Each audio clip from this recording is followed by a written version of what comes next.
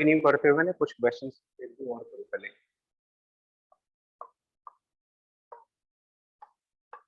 And then उसके बाद lens पर चले जाएंगे। पहले एक दो प्रॉब्लम्स ऐसा रिवीजन कर लेते हैं पहले।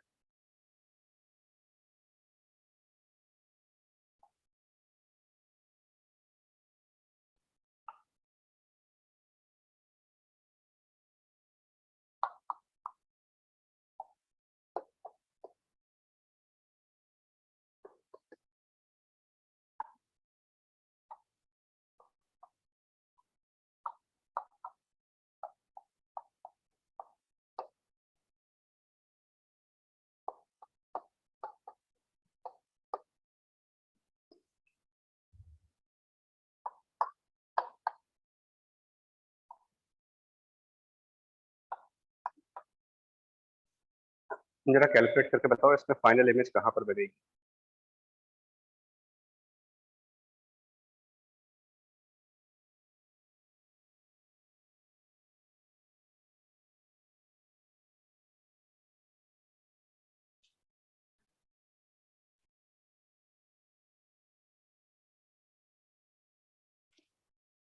तरीका डिस्कस कर लेते हैं पहले, क्या करोगे इसमें। तो पहले सरफेस के लिए v निकालेंगे और इसके लिए इक्वेशन कौन से लगाएंगे। पहले सरफेस के v निकालने के लिए equation μ2 by v minus μ1 by u equals to μ2 minus μ1 by r। ठीक। तो पहले वाले सरफेस जो कि कर्व सरफेस है, इसके लिए अगर फॉर्मूला लगाते हो, और फॉर्मूला है μ2 by v minus μ1 by u equals to μ2 minus μ1 by r। सिर्फ वैल्यू बताते जाओ। मैं चाहूंगा और भी लोग कुछ रिस्पॉन्ड करें यार, तो हम लोग को थोड़ा में अगर ऑब्जेक्ट यहाँ रखा है और पहला सरफेस ये है इधर 1 3 2 इस तरीके से। μ2 3 तो बताओ 3। हाँ बोलते जाओ, डरो डरो नहीं, बोलते जाओ। हाँ μ1 की वैल्यू 1 u ऑब्जेक्ट डिस्टेंस -20 बिल्कुल सही। And then it is 3 minus 1 by radius +20। तो इससे कैलकुलेट होकर के v क्या बन रहा है। सर 20 60 प्लस माइनस सब प्लस तो ये आ गया प्लस ऑफ 60 सेंटीमीटर।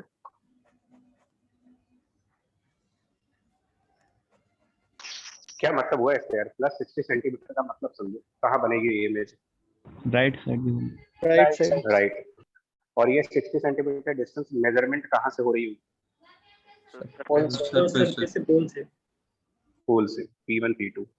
तो इसको अगर हम रे डायग्राम्स में दिखाना चाहेंगे तो इस तरीके से दिखा सकते हैं कि ऑब्जेक्ट से कोई एक रे गई होगी, और after refraction from the curved surface image will be formed at 60 centimeter right side of this pole P1। तो 60 centimeter right side of the pole P1 will be somewhere right of this flat surface, curve plane surface, यहाँ कहीं पर आएगा। That means कि ये रे refraction के बाद जिस पॉइंट की तरफ जा रही थी वो पॉइंट यहाँ पर होगा। इसको आप इमेज 1 कह सकते हो।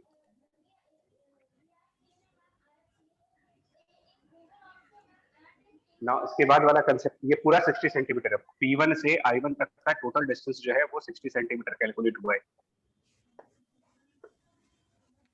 Now as per the rule जो कहा जाता है कि सक्सेसिव रिफ्रैक्शंस जब होते हैं तो पहले रिफ्रैक्शन से जो बनी हुई इमेज है वो अगले वाले सरफेस के लिए एज ऑब्जेक्ट काम करेगी। तो सेम इक्वेशन यहाँ पे लगाएंगे, सेम इक्वेशन, बस इसमें r इनफाइनाइट रखेंगे। प्लेन सरफेस है so radius will be infinite. μ2 क्या रखेंगे अब इस प्लेन सरफेस के लिए, सेकंड जो प्लेन सरफेस है 2।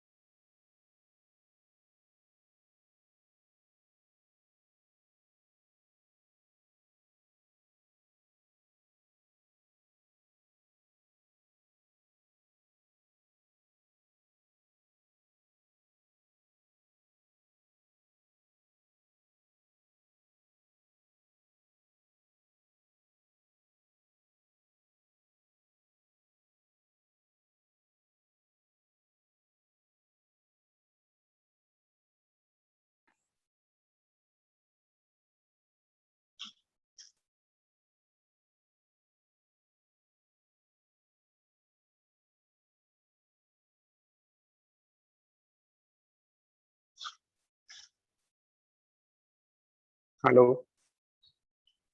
Yes, sir. तो डिस्कनेक्ट हो गए। ये बताओ, ये क्वेश्चन पहले कंप्लीट कर लो यार। इसमें म्यू टू रखेंगे, सही है, Yes, sir. Yes, sir. Yes. By v minus mu one रखना है Three. इस सरफेस के लिए, म्यू 3. थ्री, और यू, अब यहाँ पर प्रॉब्लम यू आ रहा है सबसे ज्यादा। ये Plus 20. ऑब्जेक्ट, हाँ, इसके लिए पॉइंट I1 ऑब्जेक्ट है जो कि रे के डायरेक्शन में राइट साइड पर है, और इस सरफेस से 20 सेंटीमीटर पे है, तो प्लस 20। और प्लेन सरफेस में आर को जब इनफाइनाइट रखेंगे तो ये पूरी वैल्यू 0 हो जाएगी। इसके हिसाब से वी की वैल्यू मिल जाएगी हमें कुछ 40/3 plus 40/3 plus 40/3 centimetre. Plus sign का मतलब भी समझना होगा, प्लस 40/3 मतलब फिर राइट साइड पर ही इमेज बनेगी, यानी इस तरफ कुछ। यहाँ से एक और रिफ्रैक्शन होगा, और उस रिफ्रैक्शन के बाद यहाँ कहीं पर लास्ट वाली जिसको फाइनल इमेज कहोगे, ये बनेगी at distance of 40/3 from plane surface.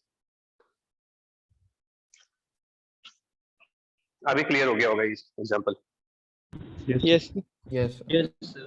ठीक ठीक है। अभी देखो, इसके बाद एक और क्वेश्चन है। अब जो अगला क्वेश्चन लेंगे वो थोड़ा सा ट्रिकी एंड एडवांस लेवल पर कह सकते हैं, और बड़ा ही फेमस क्वेश्चन है, मतलब ऑलमोस्ट सभी असाइनमेंट्स में है ये चीज, तो इसको आप हाईलाइट करना है। इंपॉर्टेंट प्रॉब्लम है, काफी इंपॉर्टेंट है। इसमें जो कंसेप्ट है वो काफी इंपॉर्टेंट है, और स्पेसिफिकली फॉर जेईई एडवांस। इसमें हमारे पास ऐसे करके ना ये दो सरफेसेस दी गई है। इस side refractive index 1, right side पर, लेफ्ट हैंड साइड पर भी रिफ्रैक्टिव इंडेक्स 1 है, और इन बिटवीन का रिफ्रैक्टिव इंडेक्स जो है वो न्यूमेरिकल वैल्यू उसकी प्रोवाइडेड नहीं है, सिंबॉलिकली म्यू है, न्यूमेरिकल वैल्यू नहीं दी गई है। और radius for the left surface is r and the right surface is r/2, और इनके बीच में जो सेपरेशन है वो कुछ 3r का दे रखा है। एंड यहाँ पर कोई एक ऑब्जेक्ट रखते हैं जो कि at a distance of 2r है।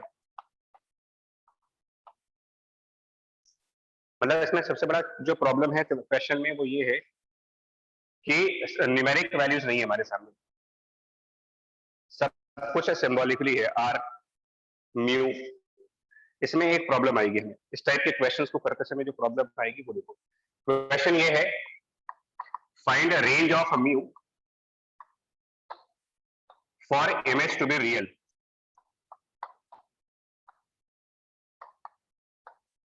ये आपका क्वेश्चन है। मान लो जो ये म्यू है, इसकी क्या रेंज होनी चाहिए ताकि जो इमेज बने वो एक रियल इमेज बने। तो इस क्वेश्चन में जो डिफिकल्टी है, और जो कि हमें और भी क्वेश्चंस में यूज करना होगा इस टाइप के क्वेश्चन को, जेईई एडवांस में ऑलरेडी इस कंसेप्ट के ऊपर लेंसेस में क्वेश्चन आ चुका है, ऑलरेडी आ चुका है।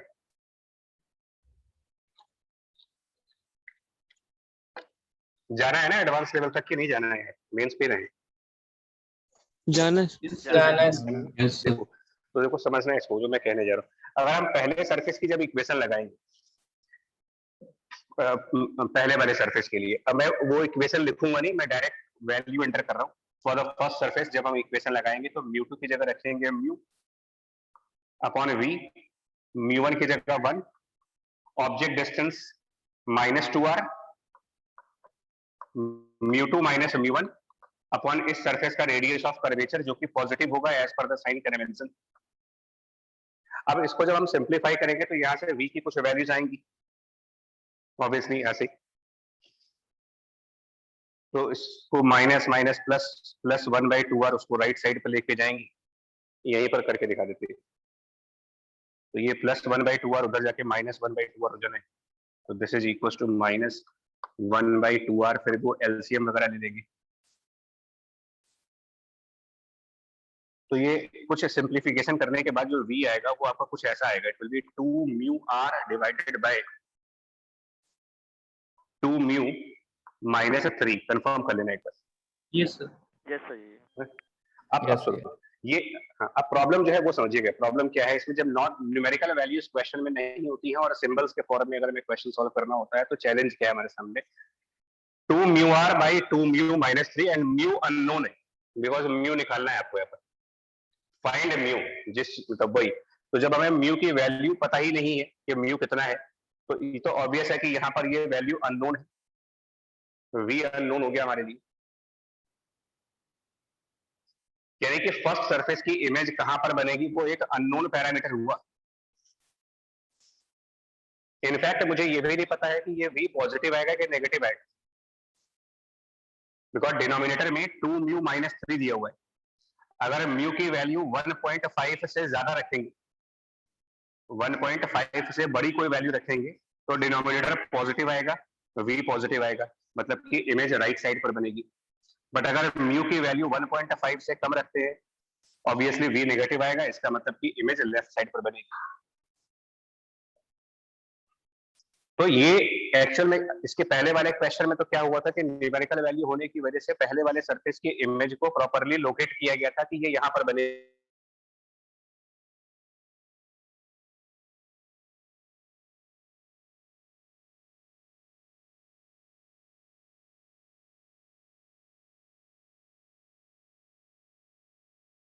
हमें कंफ्यूजन रहेगी, एज ए टीचर तो नहीं बट एज ए स्टूडेंट तुम लोग को रहेगी। यहां पर हम क्या कर सकते हैं, हम ये कुछ एजम्पशन मानेंगे। इस टाइप की सिचुएशन जब भी आ जाए तो आपको एक एजम्पशन मानना पड़ेगा। एजम्पशन क्या मानना पड़ेगा, या तो इस v को पॉजिटिव मान ले या फिर इस v को नेगेटिव मान ले, कोई एक एजम्पशन मानना हो। मैं यहां पर एज्यूम करता हूं कि ये जो v आएगा वो पॉजिटिव वैल्यू आएगी। आप लोगों को प्रॉब्लम समझ में आ रहा है ना कि यहाँ पर इसी मतलब क्या चल रहा है हमारे सामने, डिफिकल्टी क्या है यहाँ पर, Yes. है ना। फर्स्ट सरफेस के इमेज की का जो डिस्टेंस है उसका साइन डिसाइड नहीं कर पा रहे कि ये प्लस में आएगा कि माइनस में आएगा। तो ऐसी सिचुएशन जहां पर भी ऑप्टिक्स में आए आपके सामने, तो आप कोई एक केस मान लो। सपोज दैट हम ये मानते हैं कि v एक पॉजिटिव नंबर आएगा, तो इससे ये आइडिया लग जाएगा कि पहले वाले सरफेस की इमेज राइट साइड पर बनेगी, क्योंकि हमने ये माना है कि v पॉजिटिव है। अब उसके बाद एक और प्रॉब्लम है, सरफेस के राइट साइड कितनी डिस्टेंस पर इमेज बनेगी ये भी तो नहीं क्लियर है आपको।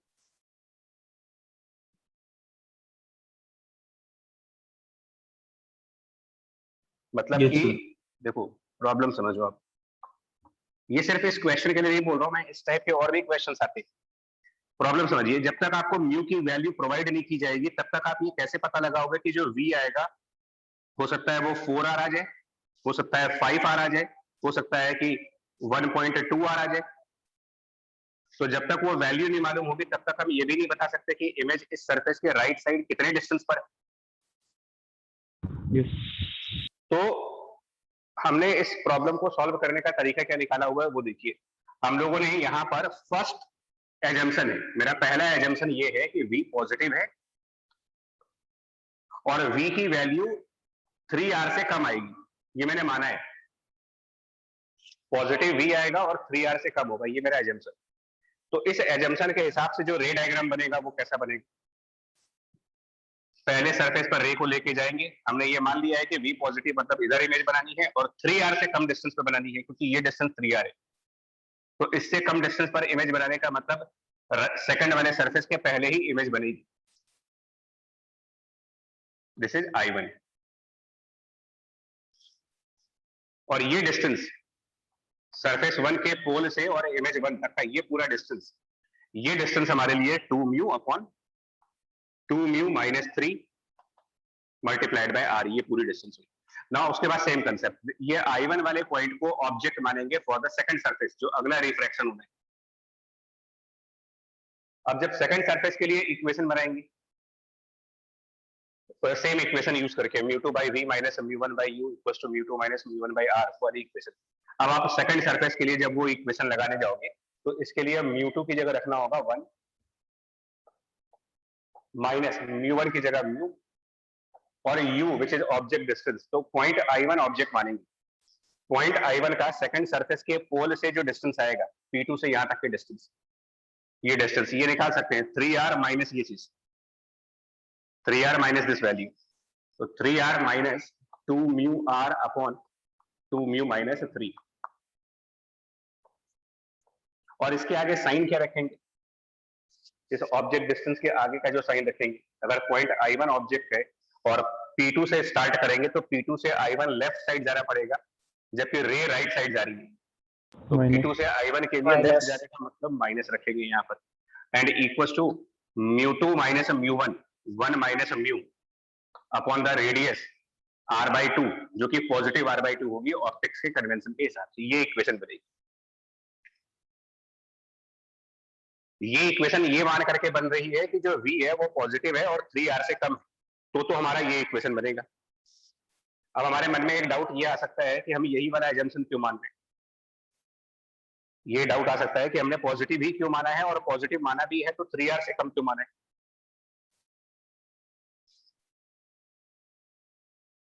Yes, sir. ठीक है ना। तो आप यहाँ तक नोट करो, फिर अब दिखाते हैं इसका मैजिक क्या है। मतलब इस टाइप ऑप्टिक्स में ये ब्यूटी कहाँ पर आ रही है कि आपके एजम्पशन के इंडिपेंडेंट अगर हम कुछ और एजम्पशन मानेंगे तब भी मेरे पास यही चीज आने वाली है। देखिए कैसे, ये नोट कर लिया है। Yes, sir. Yes. चलिए दूसरा देखो। सपोज कोई दूसरा स्टूडेंट ये मान लेता है कि नहीं v पॉजिटिव तो आएगा लेकिन वो 3r से ज्यादा आएगा। सपोज ये भी एजम्पशन हो सकता था मेरा। तो इस एजम्पशन के हिसाब से जो रे डायग्राम बनता वो कैसा बनता, अगर हम सेकंड एजम्पशन फॉलो करते कि पॉजिटिव है लेकिन 3r से ज्यादा है, तो इसके हिसाब से जो रे डायग्राम बनता वो कुछ डिफरेंट बनता। मैं इसी फिगर में दिखा रहा हूँ। सेम फिगर में ऑब्जेक्ट से हम एक रे लेके जाते, और क्योंकि जो इमेज कैलकुलेट करी जा रही है वो 3r से ज्यादा मान के चल रहे हैं, यानी कि पहले सरफेस की जो इमेज बनेगी वो सेकंड सरफेस की भी राइट साइड पर जाएगी, तो रे कुछ ऐसे दिखाओगी। और ये और सेकंड सरफेस के भी आगे जाकर के हमारी पहले सरफेस के थ्रू इमेज बनती। पहला वाला रे डायग्राम एजम्पशन नंबर 1 के लिए था, दूसरा वाला रे डायग्राम सेकंड वाले एजम्पशन के हिसाब से चल रहा है। तो अगर ये एजम्पशन होता तो पहली इमेज यहाँ पर होती, और तब P1 से I1 तक, P1 से I1 ये पूरा डिस्टेंस आपका 2μr अपॉन 2μ-3 होता है। तो सेकंड वाले एजम्पशन के अकॉर्डिंग 2μr अपॉन 2μ-3 ये पूरा डिस्टेंस यहां तक का है, I1 तक। कोई दिक्कत तो नहीं हो रही, एक ही डायग्राम में दोनों चल रहे हैं? No, sir. No, sir. Second, ठीक, सेकंड एजम्पशन के हिसाब से जब हम सेकंड वाले सरफेस की इक्वेशन लिखेंगे तो क्या लिखेंगे? देखिए equation of second surface. Again μ2 1, तो 1 अपॉन v, μ1 is mu over object distance, ये अभी रख देंगे, and 1 minus mu upon r/2। अब ऑब्जेक्ट डिस्टेंस क्या रखते हैं आप? अगर हम ये वाला केस कंसिडर करें, सेकंड नंबर का केस मानते, और I1 पहले सरफेस की इमेज है और ये चीज सेकंड सरफेस के लिए एज ऑब्जेक्ट है, तो I1 का डिस्टेंस पॉइंट P2 से देखा जाएगा। तो P2 से I1 तक की डिस्टेंस निकालने के लिए ये पूरा डिस्टेंस और -3r, तो यहाँ पर हम रखते हैं 2μr अपॉन 2μ-3 एंड -3r। लेकिन अब इस ऑब्जेक्ट डिस्टेंस के आगे का साइन क्या होता? Positive. Positive. Positive. Plus sign. अब जरा देखो ध्यान से, क्या ये इक्वेशन और ये इक्वेशन में कोई डिफरेंस दिख रहा है आपको? देखो No, sir. ब्रैकेट के अंदर अगर हमने टर्म्स चेंज किए हैं तो बाहर का साइन भी तो चेंज किया है। Yes. अगर हम मैथमेटिकली देखें तो ये इक्वेशन और ये इक्वेशन सिमिलर इक्वेशन, ये वाला माइनस आप एडजस्ट कर दो, ये माइनस को अंदर ट्रांसफर कर दो, ये माइनस अंदर ट्रांसफर करते ही ये इक्वेशन और ये इक्वेशन बिल्कुल एक जैसी हो जाएगी। Yes. ठीक है। Yes. इसका मतलब जो सेकंड सरफेस की इक्वेशन बनेगी वो हमारे पहले सरफेस के एजम्पशन पर डिपेंड नहीं कर रहा है। आप चाहे ये वाला एजम्पशन लेकर के इक्वेशन बना लो, चाहे ये वाली एजम्पशन लेकर के इक्वेशन बना लो, और चाहे एक और एजम्पशन लेकर के अगर इक्वेशन बनाते तो भी यही बनती। तो अगली बार कभी ऐसा ऑप्टिक्स में क्वेश्चन फंस जाए आपके सामने, कोई ऐसा क्वेश्चन चाहे लेंस में, मिरर्स में या कहीं पर भी, जिसमें कि अल्फाबेटिकल वैल्यूज, मतलब न्यूमेरिकल वैल्यू होती है तो क्लियर है, लेकिन अगर अल्फाबेट्स के फॉर्म में आ रहा है और हमें ये डिसाइड करना डिफिकल्ट हो जा रहा है कि ये पॉजिटिव है कि नेगेटिव है, कितना है, तो कोई भी एक केस मान करके आप सेकंड वाले सरफेस की इक्वेशन प्रॉपर साइन कन्वेंशन से बनाइए। ये दो मैंने कंफर्म करा, एक और कंफर्म करा के दिखा देते हैं, बट कुछ इरेज करना होगा बिकॉज स्पेस लिमिटेड है मेरे पास। तो हम इसको ही इरेज कर दें, Yes, sir. पुट कर दें। अब आपको तीसरा वाला केस दिखा देते हैं, उसके बाद क्लियर हो जाएगा। सपोज हमारा तीसरा एजम्पशन ये हो सकता था कि v नेगेटिव है, ये दो तो पॉजिटिव मान के सॉल्व किए थे, मान लीजिए v नेगेटिव है। अब इस एजम्पशन का क्या मतलब है, तो v नेगेटिव है तो इसके हिसाब से जो रे डायग्राम बनता वो कैसा बनता, उसको भी दिखाते हैं।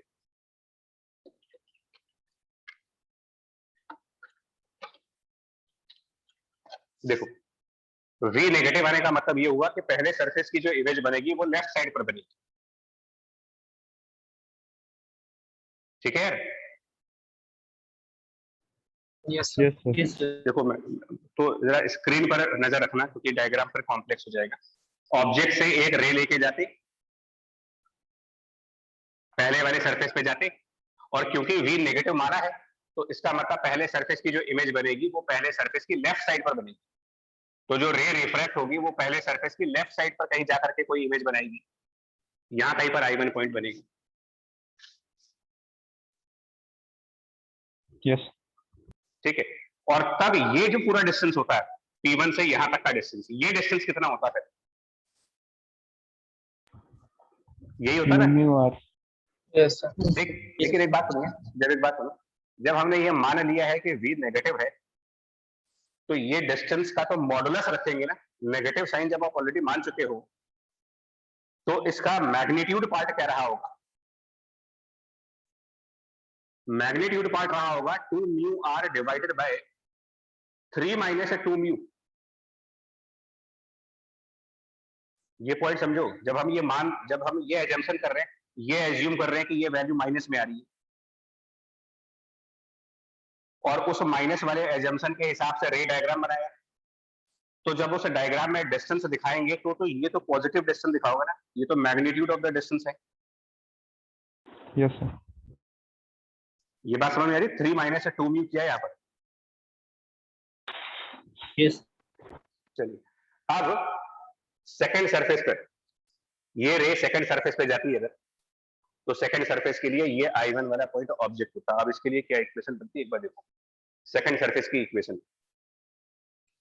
थोड़ा सा यही लिख दे रहे हैं, 1/v minus mu upon, now object distance, carefully देखो, ऑब्जेक्ट डिस्टेंस P2 से और इस I1 तक का डिस्टेंस होगा, P2 से ये I1 तक का डिस्टेंस, और ये डिस्टेंस कितना होगा देखिए 3r ये और प्लस ये, यानी कि यहां पर ऑब्जेक्ट डिस्टेंस होता 3r plus 2 mu r upon 3 minus 2 mu, ये पूरा ऑब्जेक्ट डिस्टेंस होता है। और इसके आगे साइन कौन सा लगाते हैं वो भी देख लीजिए, Minus.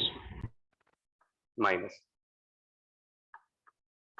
अब एक बार फिर चेक करते हैं क्या ये इक्वेशन कुछ डिफरेंट है, No, sir. ये इक्वेशन इससे कंपेयर करें, यह जो अंदर आपको ये माइनस दिख रहा है, ये माइनस अगर हम डिनोमिनेटर में कर दें तो ये 3 माइनस 2 म्यू बन जाएगा अपने आप, ये वाला माइनस एडजस्ट कर लीजिए और यहाँ प्लस का साइन आ जाएगा, तो यही चीज तो हो गई, ये दोनों इक्वेशन फिर सेम होगी।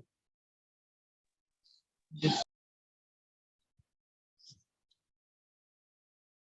तो इसका मतलब जितने भी पॉसिबल एजम्पशंस थे हमारे सामने, जितने भी पॉसिबल एजम्पशंस थे वो सारे पॉसिबल एजम्पशंस लेकर के मैंने इक्वेशन बनाई और अल्टीमेटली सेम इक्वेशन ही आ रही। तो ऐसे में जब नेक्स्ट टाइम पर ऐसी कोई प्रॉब्लम आएगी तो हम अपना टाइम खराब नहीं करेंगे, हम 4-5 एजम्पशन नहीं मारेंगे, जो एजम्पशन तुम्हारे दिमाग में आए वो एक एजम्पशन ले लो और एजम्पशन ले करके सेकंड सरफेस के लिए जो इक्वेशन बनती है वो बनाइए, सही वो आंसर सबसे एक ही आएगा, किसी भी एजम्पशन के थ्रू जाओगे सेम आंसर आएगा। अब इसको सिंप्लीफाई कर रहे हैं, इसमें से v सॉल्व करना है मेरे को, वो भी देख लेते हैं। तो 1/v इक्वल्स टू RHS हो जाएगा 2 minus 2 mu upon r, and ये चीज उस तरफ चली जाएगी, माइनस म्यू अपॉन, इधर एलसीएम ले लेंगे तो 6 mu r minus 339r minus 2 mu r, यानी ये पर minus 6 mu r minus 2 mu r, यानी कि 4 mu r upon 2 mu minus 3, वो ऊपर चला जाएगा। अगर किसी का सॉल्व हो जाए तो बता देना यार, फिर यहाँ पर सॉल्व करेंगे।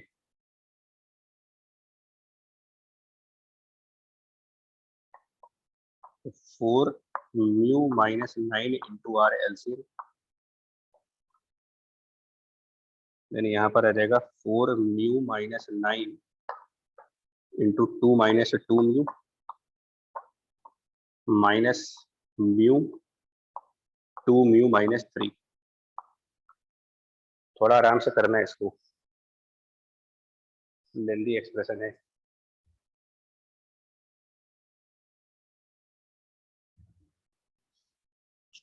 और अगर मेरी कोई गलती हो तो वो बता देना, नहीं देते रहो।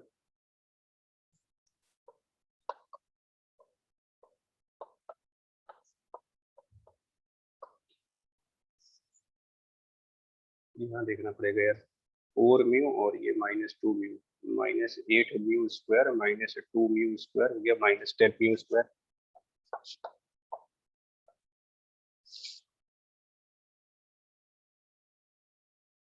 माइनस माइनस प्लस हो गया प्लस 18 म्यू और 8 26 और 3 प्लस 29 में है। प्लस 29 म्यू और माइनस 9 इंटू 2 माइनस 18। चेक कर लेना इसको। यस सर, ये सही है यार। अब इसके आगे का प्रॉब्लम देखिए, इसीलिए एडवांस बोला था इसको, डिफिकल्ट है। एक तो डिफिकल्ट पहले वाले की वजह से, अब इसके बाद का जो प्रॉब्लम आया, एक तो वी सॉल्व हुआ, इसमें डिनोमिनेटर फैक्टराइज हो जाएगा। अगर हम ध्यान से देखेंगे ना तो डिनोमिनेटर फैक्टराइज हो जाएगा। 29 है ना, तो उसको फैक्टराइज किया जा सकता है, इधर 18 और 29 आराम से फैक्टर बन जाएंगे इसके।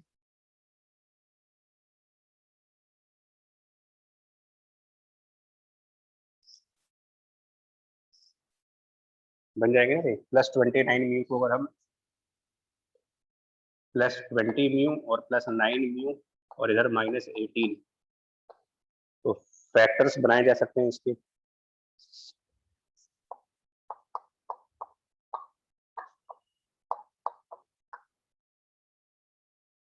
माइनस 10 म्यू कॉमन ले लेंगे तो हो जाएगा आपका म्यू माइनस 2 फैक्टर आ जाएगा,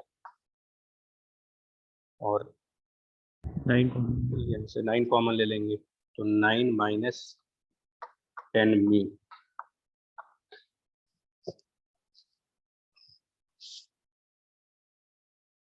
ठीक है, तो मैथ हो गई। Yes sir. अब आइए प्रॉब्लम, अभी क्वेश्चन खत्म तो हुआ नहीं है। अभी इन्होंने कहा था कि इमेज को रियल चाहिए। याद करो, रिफ्रैक्शंस के रियल इमेज के लिए v का साइन क्या होना चाहिए? पॉजिटिव। पॉजिटिव। तो for real image as per the question, जो फाइनल v आएगा उसका साइन पॉजिटिव आना चाहिए था। अब ये मैथ की इनइक्वालिटी का प्रॉब्लम हुआ, अलजेब्रा वाला चैप्टर। ये पूरी एक एक्सप्रेशन है, अलजेब्रिक एक्सप्रेशन, ये पॉजिटिव होना चाहिए। तो वो जो वेवी कर्व मेथड आप लोग लगाते हो, पता है वेवी कर्व मेथड किसी इनइक्वालिटी के पॉजिटिव या नेगेटिव होने के लिए कैसे करते हैं? Yes sir. Yes sir. बताओ बच्चे क्या करेंगे? इसको पॉजिटिव करना है, ये पूरा एक्सप्रेशन आपको पॉजिटिव चाहिए। अब आगे तुम लोग बताओ क्या होना चाहिए। सारे क्रिटिकल पॉइंट प्लॉट करना। हाँ जी, करो, अपने आप करके बताओ। हमने आपको मेथड याद दिला दिया कि वेवी कर्व मेथड बोला जाता है इसको इनइक्वालिटीज के लिए।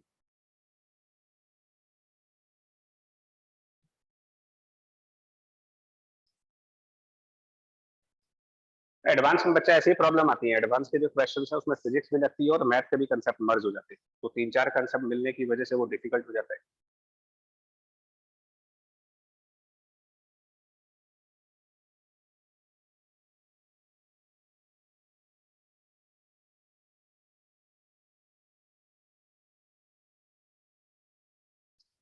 है कोई जो सॉल्व कर लेगा इसको, ये बताएं। कर रहे हैं।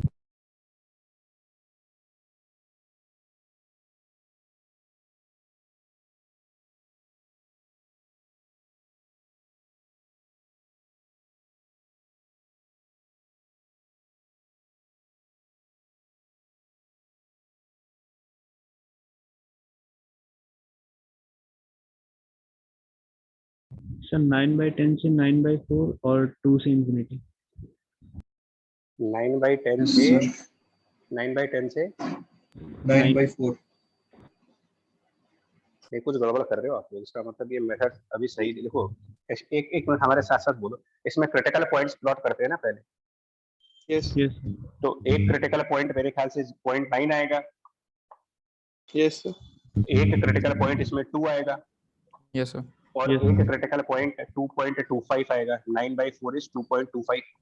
यस इसके बाद क्या करते हैं, थोड़ा सा याद करो ना। ये सारे पॉइंट्स प्लॉट करने के बाद क्या करते हो आप? सभी पर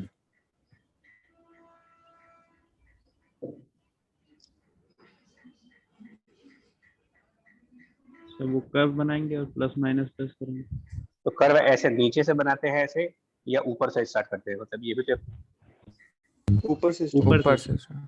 ऐसे यस यस ऐसे ना, तो plus minus plus minus minus ये।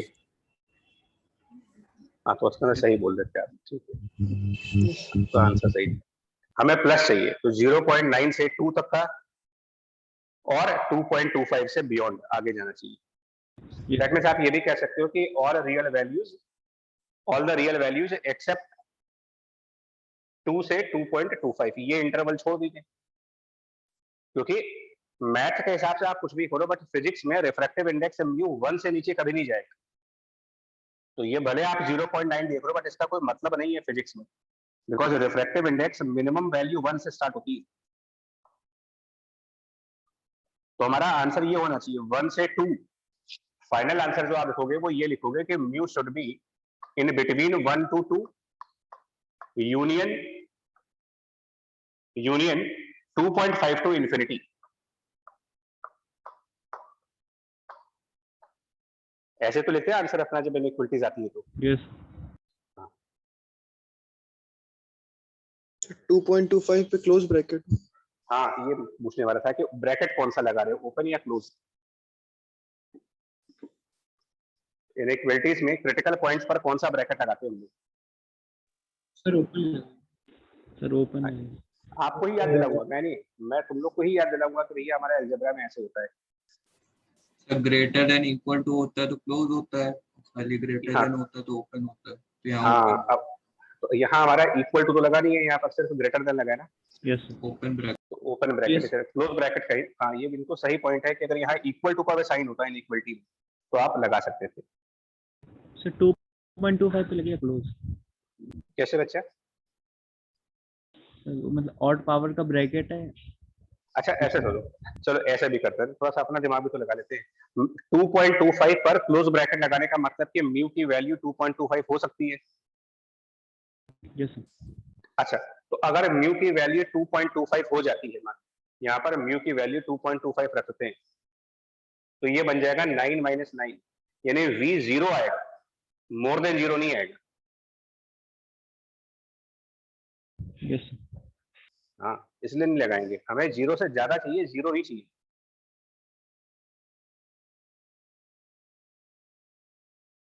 ठीक है,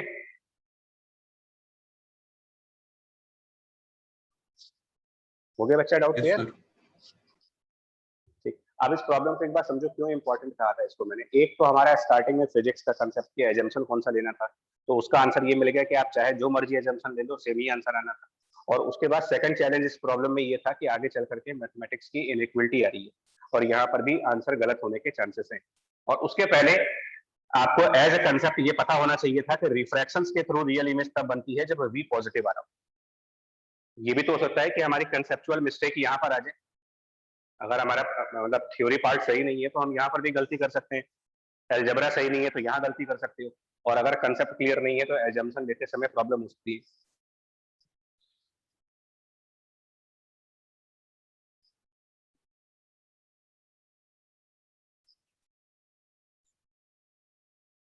खैर ये ही एक क्वेश्चन था जिसमें आता है, और डबल रिफ्रैक्शंस में अब आप समझ गए, मेरे को ऐसा लग रहा है कि शायद समझ गए आप।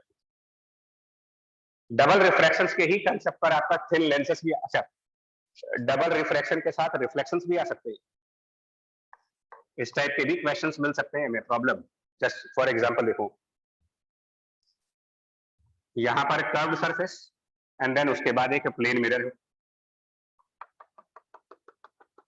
और ऐसे ही प्रॉब्लम्स बेसिकली एडवांस में ज्यादा मिलती हैं आपको, जहां पर कॉम्बिनेशंस होते हैं, मतलब डबल रिफ्रैक्शंस हो या एक रिफ्रैक्शन एक रिफ्लेक्शन, डबल रिफ्लेक्शन, इस टाइप के क्वेश्चंस।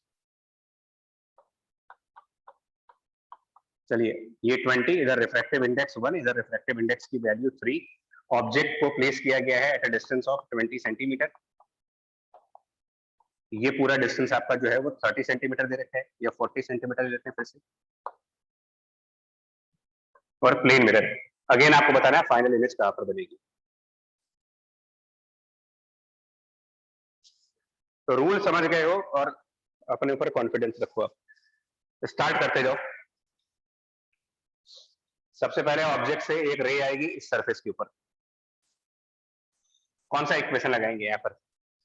चेंज ऑफ मीडियम मतलब रिफ्रैक्शन, कर्व सरफेस, फॉर्मूला दिमाग में तुरंत स्ट्राइक कर जाएगा, μ2 by v minus μ1 by u equals to μ2 minus μ1 by r। आप लोग खुद ही कैलकुलेट करके बताओ क्या आंसर है। मैं सिर्फ इक्वेशन लिख दे रहा हूं।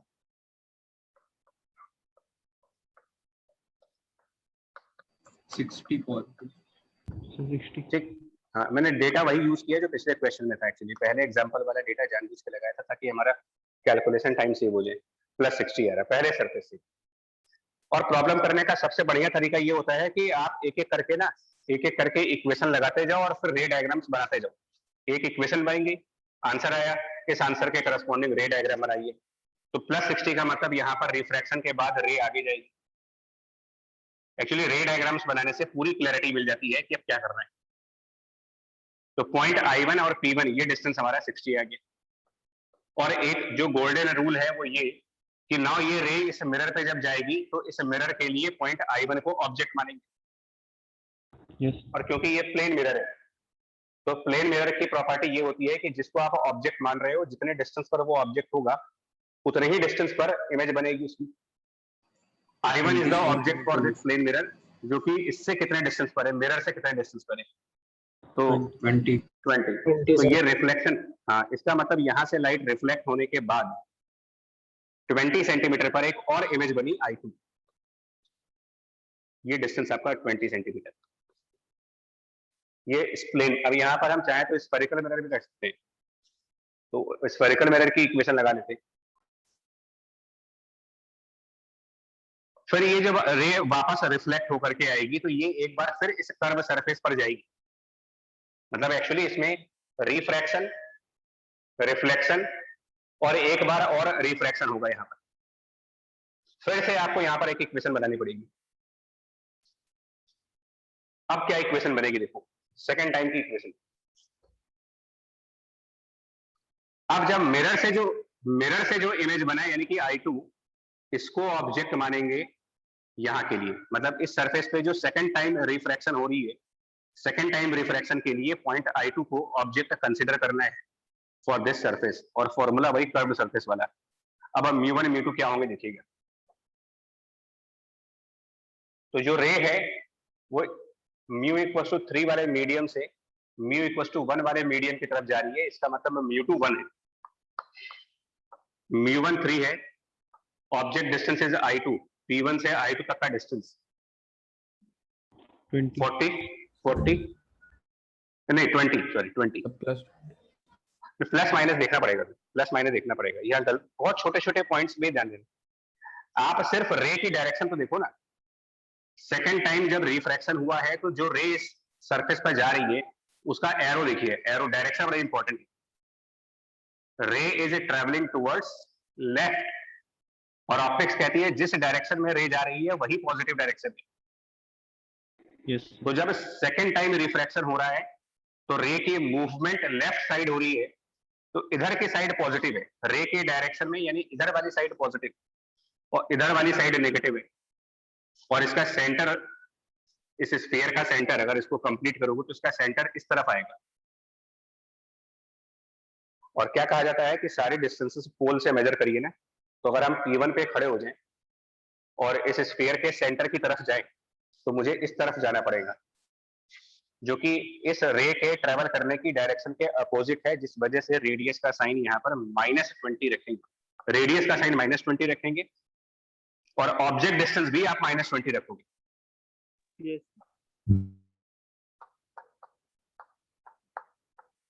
यहाँ भी किसी ने बोला था ना प्लस, तो उसको बच्चा ध्यान रखना है, प्लस नहीं होगा। तो यहाँ छोटा सा भी गलती की है तो आपका पूरा आंसर बिगड़ जाएगा। Yes, sir. v कितना आएगा? -20 -20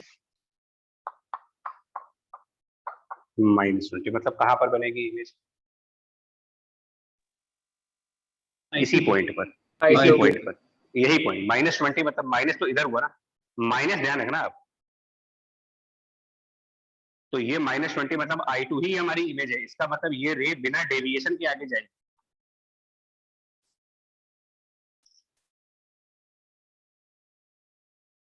कुछ लोगों को ये बता देते हैं, पहली बार रे का डायरेक्शन देखो, पहली बार रे राइट साइड जा रही थी, तो जब पहला रिफ्रैक्शन हुआ था तो इधर पॉजिटिव था, इधर नेगेटिव था। लेकिन जब दूसरा रिफ्रैक्शन होगा तो इस साइड पर पॉजिटिव है और इस साइड नेगेटिव है। इसीलिए सेकंड थर्ड क्लास में किसी ने ये पूछा था कि क्या हम कार्टेशियन सिस्टम नहीं फॉलो कर सकते, जो कोऑर्डिनेट ज्योमेट्री वाला होता है, वो नहीं फॉलो हो रहा है। कार्टेशियन सिस्टम कोऑर्डिनेट ज्योमेट्री के हिसाब से तो इधर की साइड हमेशा पॉजिटिव रहेगी और इधर की साइड हमेशा नेगेटिव रहेगी। ऑप्टिक्स का साइन कन्वेंशन रे के साथ साथ चलता है, जिधर रे जा रही है उधर पॉजिटिव। रे पलट करके आ गई है तो ये भी पलट गए, प्लस माइनस भी पलट गए, और उसी हिसाब से हमारे सारे आंसर्स बनेंगे।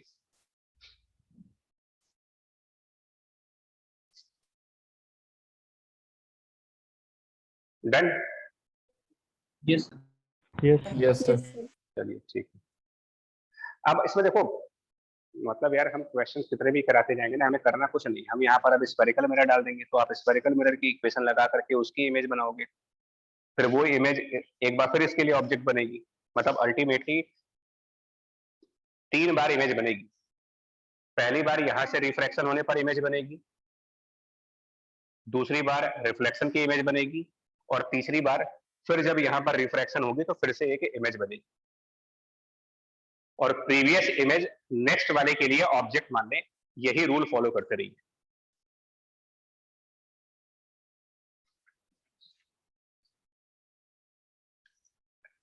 इस प्रोसेस पे एक और क्वेश्चन है, वो भी जेईई एडवांस का ही है। मतलब मैं सेम क्वेश्चन नहीं कराता कभी भी, but similar question JEE advance में आ चुके हैं, तो एक बार इसको भी देखते हैं।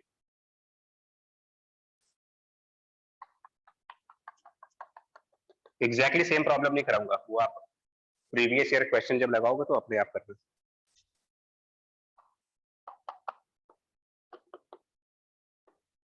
यहाँ तो पॉलिश किया गया, तो उस तरफ कौन सा मीडियम है उससे कोई मतलब ही नहीं है, क्योंकि यहाँ मिरर है, स्फेरिकल मिरर। पहले वाले का रेडियस मैं वही वैल्यू फिर से ले रहा हूँ।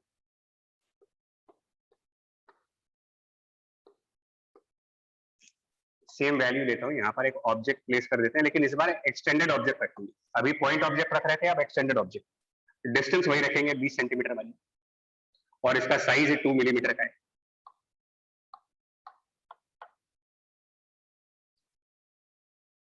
ये डिस्टेंस भी हम उतना ही रखेंगे, कितना था 40 सेट पहले वाले। तो क्वेश्चन है फाइनल इमेज कहां पर होगी, साइज क्या होगा, और रियल या वर्चुअल मतलब नेचर क्या होगा उसका। पोजीशन, साइज एंड नेचर, 3 चीजें। तो पहले वाले सरफेस के लिए तो हमने जानबूझ करके वही वैल्यू यूज की है, तो पहले सरफेस के लिए तो आप एज इट इज बताओ क्या है, तो जो आंसर आया था वही आना है। तो सबसे पहले रिफ्रैक्शन होगा, इसको सरफेस कह दे रहे हैं, इसको मिरर कह दे रहे हैं। तो पहले रिफ्रैक्शन होगा सरफेस पे। इक्वेशन नहीं लिखेंगे, वैल्यू भी नहीं लिखेंगे, डायरेक्टली इसका v लिख दे रहे, +60 आया था, चलेगा? बिकॉज अभी पिछले के एग्जांपल में भी सेम वैल्यू थी। Yes. Yes. कोई मतलब नहीं है उसको दोबारा। अच्छा, अब इसमें एक बार बताओ, क्योंकि ऑब्जेक्ट एक्सटेंडेड है तो आपको मैग्निफिकेशन भी दिखाना पड़ेगा, और मैग्निफिकेशन का formula refraction at curve surface के लिए था μ1 divided by μ2 multiplied by v upon u। पहले सरफेस पर जब पहली बार रिफ्रैक्शन होगा, पहली बार रिफ्रैक्शन होने पर लाइट μ = 1 से μ = 3 की तरफ जाएगी, तो μ1 की जगह 1, μ2 की जगह 3, v की जगह +60 और u की जगह पर -20, जो कि -1 आ रहा है, -1। अब माइनस का मतलब क्या है? इन्वर्टेड इमेज, इन्वर्टेड इमेज आ रहा है, 1 आ रहा है, इसका मतलब सेम साइज की बट इन्वर्टेड। अब पूरा देखो, +60 मतलब पहले सरफेस के राइट साइड पर जाना है, 60 सेंटीमीटर पे जाना है, इन्वर्ट करना है, सेम साइज का करना है। कुल मिलाकर के जो पहली इमेज बनेगी वो यहां कहीं पर बनेगी, उसको हम डॉटेड फॉर्म में दिखा रहे हैं, इसको A1 B1 कर दे रहे हैं, फर्स्ट इमेज। रे डायग्राम नहीं दिखा रहा हूं इसमें, रे डायग्राम भी दिखा सकते थे बट रे डायग्राम हम भी डायग्राम की क्लैरिटी के लिए नहीं दिखा रहे। A1 B1 आप कह सकते हो कि ये इमेज फॉर्म हुई है बाय फर्स्ट रिफ्रैक्शन।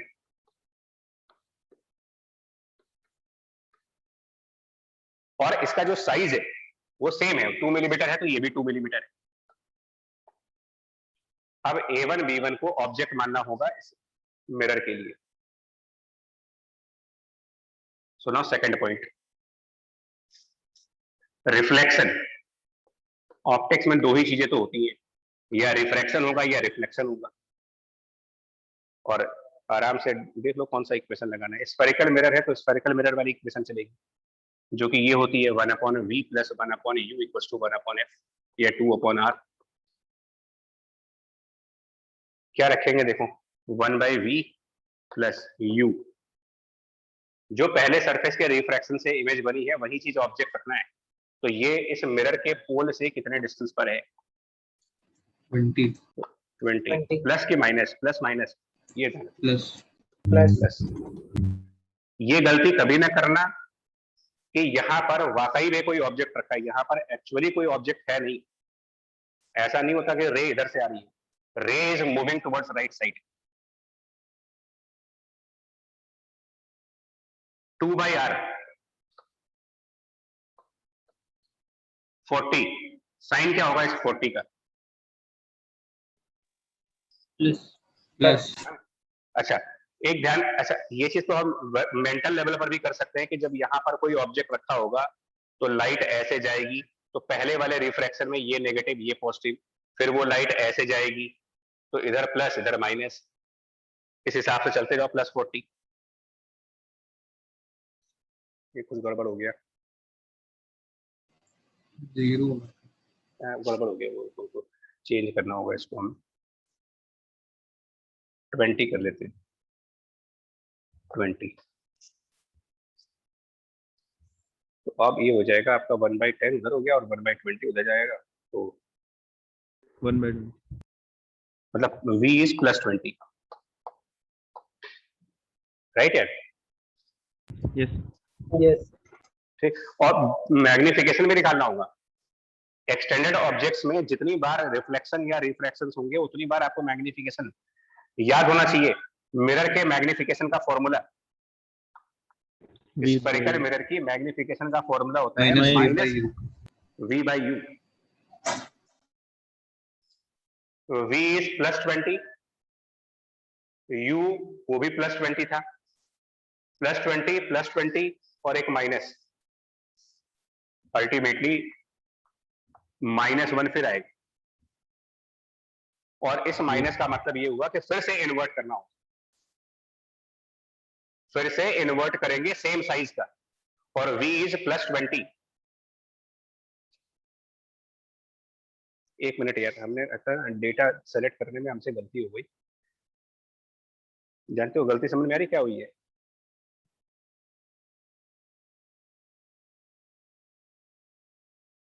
अच्छा एक मिनट, हमें ना टाइम चाहिए आप लोगों से, थोड़ा सा रुको, हम इसको एडजस्ट करें, कुछ गड़बड़ हो रहा है यहाँ। 60 करें अगर तो यहाँ पर 60 हो जाएगा, मतलब 1/30, उधर जाके 1/20, 1/30 - 1/20,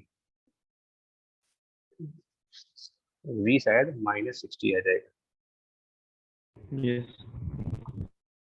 1/30 - 1/20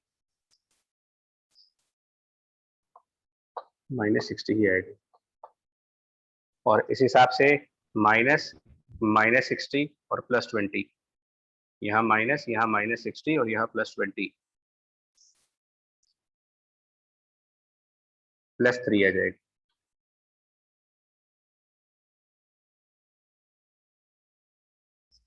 थोड़ी दिक्कत हो रही है यार, because on the spot data लेने में ये प्रॉब्लम होता है। अब समझते हैं क्या बनेगा, ये कहाँ बनेगी इमेज, दिखाते हैं इसको जरा।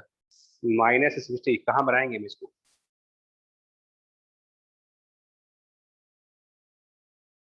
मतलब -60 वाली इमेज कहाँ बने?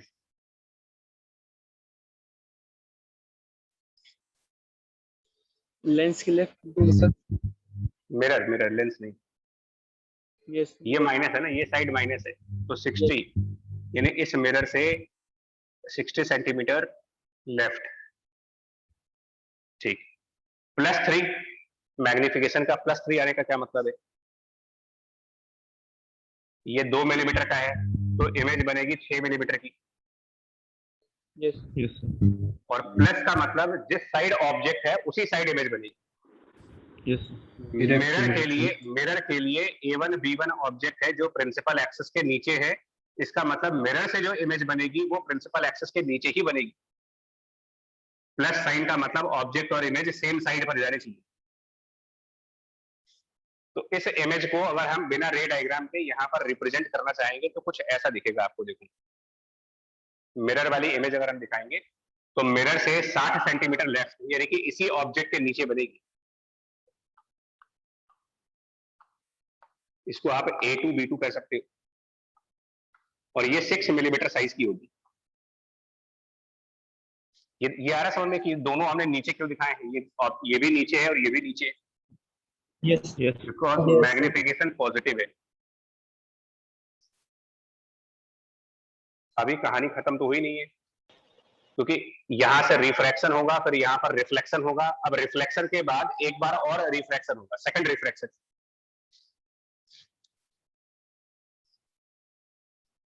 एक बार और इक्वेशन बनानी होगी अभी, और वो इक्वेशन क्या बनेगी देखिए, इसको रिड्यूस कर लेते हैं। सेकंड रिफ्रैक्शन,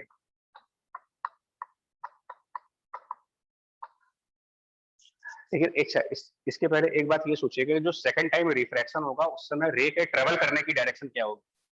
यहां से रे स्टार्ट हुई थी, इस सरफेस को क्रॉस करके मिरर पे गए, मिरर से वापस इधर आए, यानी कि सेकंड टाइम रे लेफ्ट साइड पे जा रही होगी, तो सेकंड टाइम इधर वाली साइड पॉजिटिव होगी और इधर वाली साइड नेगेटिव। और अकॉर्डिंगली हम अपना इक्वेशन लगाएंगे, और जब रे मिरर से रिफ्लेक्ट होकर के जाएगी तो वो म्यू इक्वल टू 3 से म्यू इक्वल टू 1 में जाएगी, यानी ये हमारा सेकंड मीडियम कहलाएगा। तो म्यू2 की जगह 1, म्यू1 की जगह 3। ऑब्जेक्ट डिस्टेंस अभी एंटर करेंगे, रेडियस क्या रखेंगे सेकंड टाइम के रिफ्रैक्शन में, तो दूसरी बार रिफ्रैक्शन में रे का डायरेक्शन इधर की तरफ है और इस सरफेस की रेडियस इस तरफ आएगी अपोजिट साइड पर, -20। और ऑब्जेक्ट डिस्टेंस क्या रखेंगे? A2 B2 ऑब्जेक्ट है उसका, जो कि इस पोल से 20 सेंटीमीटर आगे राइट साइड है, और उसी डायरेक्शन में रे जा रही है, मतलब जिस डायरेक्शन में रे जा रही है उसी डायरेक्शन में ऑब्जेक्ट है। तो +20, इससे V कितना आएगा? माइनस माइनस हो गया 2 1/10 और +3/20, 20/3 आ रहा है क्या? +20/3,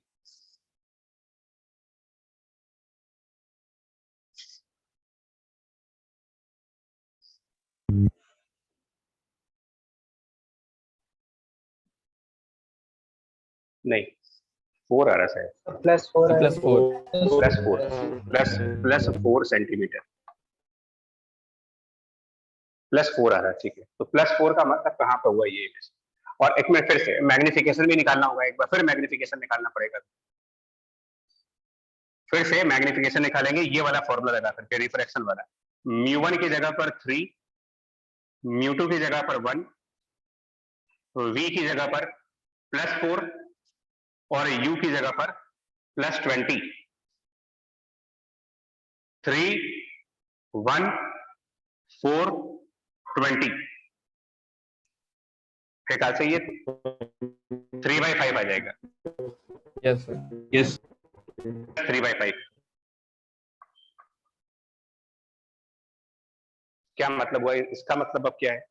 v +4, बट इस बार पॉजिटिव डायरेक्शन लेफ्ट है, इसका ध्यान रखिएगा, क्योंकि रे मिरर से पलट करके वापस आ रही है, इधर प्लस है, और इसी साइड 4 सेंटीमीटर पर इमेज दिखाएंगे, यानी P1 से 4 सेंटीमीटर आगे जाकर के इमेज दिखानी है। 3/5 मैग्निफिकेशन हुआ है साइज ऑफ इमेज।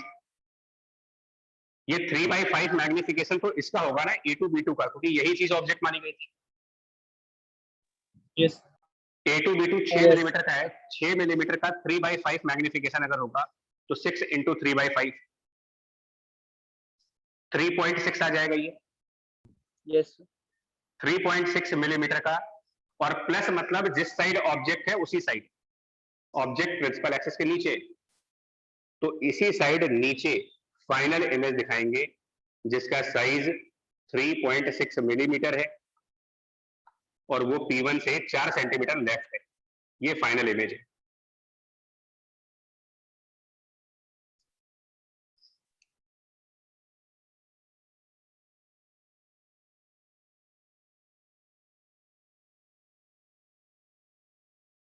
कहानी आई समझ में पूरी है? Yes, sir. Yes, sir. अब आप बताओ ओवरऑल मैग्निफिकेशन कितना हुआ यहाँ पर? ओवरऑल मैग्निफिकेशन किसको कहते हैं?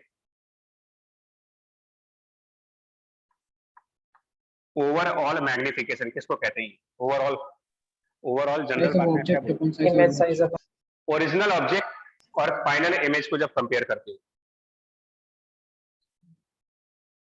ओरिजिनल ऑब्जेक्ट और फाइनल इमेज, तो फाइनल इमेज का साइज 3.6 है और ओरिजिनल ऑब्जेक्ट 2 है। लेकिन एक और साइन कन्वेंशन देखो, ओरिजिनल ऑब्जेक्ट प्रिंसिपल एक्सिस के ऊपर है तो उसका साइज पॉजिटिव माना जाएगा, and final image principal axis के नीचे है तो उसका साइज कन्वेंशन के हिसाब से नेगेटिव माना जाएगा। एंड दैट मीन्स कि ओवरऑल मैग्निफिकेशन इज -1.8, और ओवरऑल मैग्निफिकेशन के माइनस आने का मतलब अल्टीमेटली जो इमेज बन रही है वो इन्वर्टेड बन रही है। Compared with the original object the final image is inverted, यानी कि हमारा जो आंसर लिखा जाएगा वो ये लिखा जाएगा कि द इमेज इज इन्वर्टेड। जो नेचर ऑफ इमेज बताएंगे प्रॉब्लम्स में या ऑब्जेक्टिव क्वेश्चंस में, जो ऑप्शन सेलेक्ट करोगे नेचर ऑफ इमेज को लेकर के, वो हमेशा ओरिजिनल ऑब्जेक्ट और फाइनल इमेज को देख करके बताया जाएगा। इन दोनों को देख करके देखेंगे तो हम कहेंगे इन्वर्टेड इमेज है, 3.6 मिलीमीटर उसका साइज है, 4 सेंटीमीटर P1 के लेफ्ट साइड पर है, एंड लास्ट पॉइंट, ये रियल है कि वर्चुअल है? Real. सबसे आखिरी वाली इमेज रिफ्रैक्शन से बनी है या रिफ्लेक्शन से बनी? Refraction. Refract. Final image refraction से आई है, और रिफ्रैक्शन में अगर V पॉजिटिव आ रहा है इसका क्या मतलब है?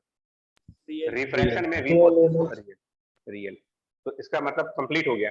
Real image, inverted image, 4 centimetre left side of the P1, ये इस क्वेश्चन का आंसर है। अब एक पॉइंट समझना था मेरे को यहाँ पर, जो पहली बार मैग्निफिकेशन हुआ था वो -1 था, पहला मैग्निफिकेशन -1 था। दूसरी बार जो मैग्निफिकेशन हुआ वो +3 हुआ। इसको आप M1 कर दो, पहले मैग्निफिकेशन को M1, दूसरे मैग्निफिकेशन को M2, और तीसरी बार जो मैग्निफिकेशन हुआ यानी कि M3। तीनों को मल्टीप्लाई करके देखना, अगर M1, M2 और M3 के मल्टीप्लीकेशन देखिए, -1 मल्टीप्लाइड बाय +3 मल्टीप्लाइड बाय +3/5, तो क्या आ रहा है इनका multiplication of M1, M2, M3? -1.8। -1.8। यानी कि एक और कंसेप्ट ये होता है कि जो ओवरऑल मैग्निफिकेशन मिलेगी आपको कहीं पर भी, it is product of individual magnifications, मतलब लाइट जितनी बार रिफ्लेक्ट या रिफ्रैक्ट होगी और उसमें जो जो मैग्निफिकेशंस आएंगे उन सभी मैग्निफिकेशंस को अगर मल्टीप्लाई कर दिया जाए तो फाइनल मैग्निफिकेशन ऑटोमेटिकली बन जाती है, overall magnification. Product of the magnifications at every step, जब रिफ्रैक्ट हुए तो कितना था, जब रिफ्लेक्ट हुए तो क्या हुआ, फिर जब रिफ्रैक्ट हुए तो क्या हुआ, सारे मैग्निफिकेशन मल्टीप्लाई कर लो, ओवरऑल मैग्निफिकेशन मिल जाएगी।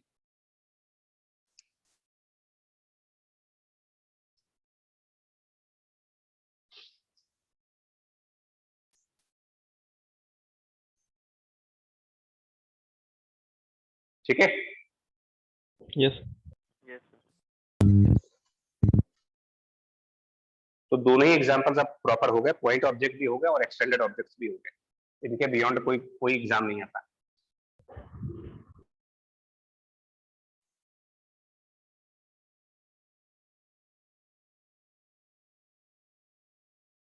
अब इसमें भी क्योंकि जेई का पेपर है तो भाई इसमें थोड़े बहुत चेंजेस आने ही आने हैं, जैसे कि इनमें भी आपको ये किया जा सकता है कि ऑब्जेक्ट और इमेज मूव कर रहे हैं,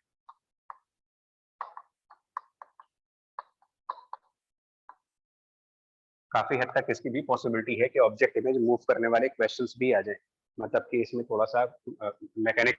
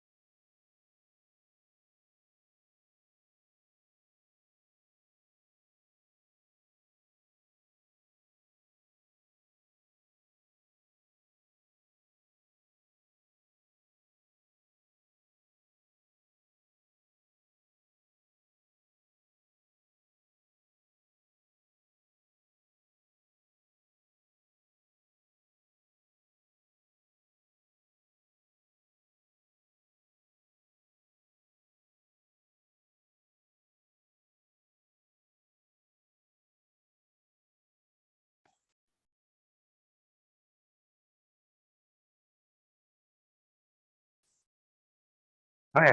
ऑब्जेक्ट 2 सेंटीमीटर पर सेकंड से चलेगा तो इमेज क्या वेलोसिटी पर चलेगी इसकी, ये क्वेश्चन।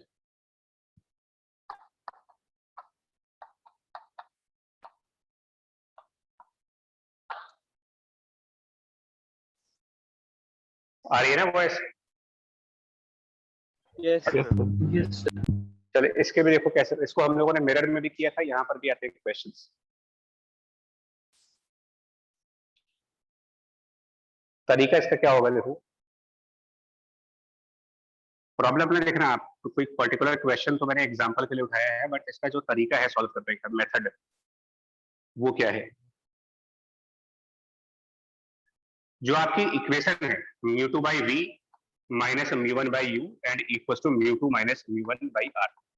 एक और कॉमन रूल याद रखना, कॉमन रूल, वेलोसिटी रिलेटेड जितने भी क्वेश्चंस आएंगे, चाहे रिफ्रैक्शन से हो चाहे वो रिफ्लेक्शन के हो, जो इक्वेशन है u और v वाली, जो भी इक्वेशन होती है जिसमें u और v आते हो, उस इक्वेशन को ही डिफरेंशिएट कर दो आप। चाहे मिरर की प्रॉब्लम हो, चाहे लेंस के प्रॉब्लम हो, चाहे वो एक सिंगल सरफेस की प्रॉब्लम हो, सबके लिए u और v का कोई ना कोई रिलेशन होता है। जो रिलेशन u और v का उस पर्टिकुलर सिचुएशन में बन रहा हो, उस पर्टिकुलर सिचुएशन के u v रिलेशन को डिफरेंशिएट करें। इसको जब डिफरेंशिएट करेंगे टाइम के रिस्पेक्ट में, तो यहां पर आएगा minus mu two by v square times dv बाई dt plus mu one divided by u square times du by dt। And right hand side पर कोई चीज वेरिएबल तो है नहीं, रेडियस चेंज होगा नहीं, रिफ्रैक्टिव इंडेक्सेस चेंज नहीं होंगे, हालांकि कभी कभी जेई वालों ने एक बदमाशी कर देते हैं, देखो कभी कभी वो क्या कर देते हैं, प्रॉब्लम को अननेसेसरली कॉम्प्लिकेट करने के लिए वो क्या कर सकते हैं, वो कह देते हैं refractive index function of time है, हो सकता है mu as a function of time, और वो कह दे कि ये 3 मल्टीप्लाइड बाय टी। तो ये एक एनालिटिकल प्रॉब्लम होती है जो हमारे सिर्फ कंसेप्ट को चेक करती है। अगर ऐसा कोई केस बन जाता, मान लीजिए म्यू इक्वल टू 3t, तो यहां पर म्यू टू जो कि 3 इंटू टी होता, तो ऊपर भी टाइम का फंक्शन होता, नीचे भी टाइम का फंक्शन होता, तो यहाँ जो डिफरेंशिएशन हो रहा होता वो डिवीजन वाले रूल से करते हम, first function upon second function से। आ रही है बात ये समझ में, मैथ लग जाएगी पूरी इसमें। Yes, Yes, sir. sir. इसीलिए मैं एक जनरलाइज रिजल्ट नहीं दे पाऊंगा। अभी तो फिलहाल ये मान के सॉल्व कर रहे हैं कि रिफ्रैक्टिव इंडिसेस कांस्टेंट है, रेडियस कांस्टेंट है, जिस वजह से पूरा राइट हैंड साइड कांस्टेंट है और डिफरेंशिएशन 0 है। बट इसको डिनाई नहीं कर सकते कि भाई एडवांस में ऐसा क्वेश्चन नहीं आएगा। हो सकता है प्रॉब्लम क्रिएट करने के लिए वो कर दे कि ये फंक्शन ऑफ टाइम है, और वो स्टूडेंट के इस कंसेप्ट को चेक कर रहे होंगे कि जब यहाँ पर फंक्शन ऑफ टाइम है और डिफरेंशिएशन टाइम के रिस्पेक्ट में हो रहा है, तो ये भी चीजें डिफरेंशिएट हो जाती है। अब आगे आइए, du बाई dt ऑब्जेक्ट की वेलोसिटी है, dv बाई dt इमेज की वेलोसिटी है। μ1 एंड μ2 क्लियर है कि μ1 1 है और μ2 3 है। u20 और v इस प्रॉब्लम के लिए पीछे 2-3 बार सॉल्व कर चुके हैं, 60 आ रहा था। मतलब पहले इस इक्वेशन से आपको v निकालना पड़ेगा, तो हम क्योंकि ऑलरेडी निकाल चुके हैं तो डायरेक्टली लिख देते हैं कि प्लस 60 सेंटीमीटर आएगा v की वैल्यू। पहले इससे v निकालिए और उसके बाद फिर इस इक्वेशन को डिफरेंशिएट कर लें। अब बताओ du बाई dt की वैल्यू, तो du by dt is the object velocity 2 centimetre पर सेकंड, प्लस या माइनस ये सब देखना पड़ेगा। तो माइनस μ2 3 v स्क्वायर यानी कि 60 का स्क्वायर, dv बाई dt यानी कि image velocity,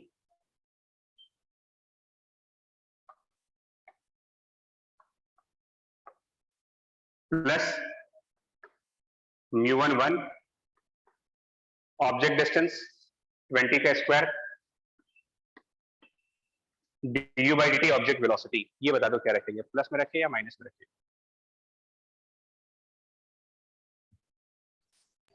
So plus. Plus. अब डायरेक्शन देखो ना, ये पॉजिटिव साइड पे जा रहा है या नेगेटिव साइड पर जा रहा है। अगर ये ऑब्जेक्ट है तो रे, अगर यही ऑब्जेक्ट है तो जो रे चलेगी वो यहां से आगे जाएगी। तो रे डायग्राम के अकॉर्डिंग ये प्लस साइन है, ये माइनस साइन है, मतलब इधर की साइड पॉजिटिव है, इधर की साइड नेगेटिव है। तो हमारा ऑब्जेक्ट का मोशन पॉजिटिव डायरेक्शन में हो रहा है या नेगेटिव डायरेक्शन में हो रहा है? पॉजिटिव। ऑब्जेक्ट वेलोसिटी प्लस में रखेंगे, +2, और राइट साइड 0 है। इससे हमारी इमेज वेलोसिटी आ गई, उधर रहते माइनस माइनस सब प्लस हो जाएगा, ये 400 से 9 आ जाएगा, 9 इंटू 2 18/3 मेरे ख्याल से 6 आ जाएगा, +6। Yes, sir. Yes, sir. +6 का मतलब इमेज कौन से डायरेक्शन में जा रही है? इमेज है +60 पर, यानी कि यहाँ कहीं पर इमेज बन रही है 60 सेंटीमीटर पूल से, और उसकी भी पॉजिटिव वेलोसिटी आ रही है, मतलब वो भी इंसिडेंट रे के डायरेक्शन में जा रही है। ये इमेज भी राइट साइड जा रही है with A speed of 6 centimetre पर सेकंड। मतलब ये 2 से चल रहा है, ये 6 से चल रहा है इमेज।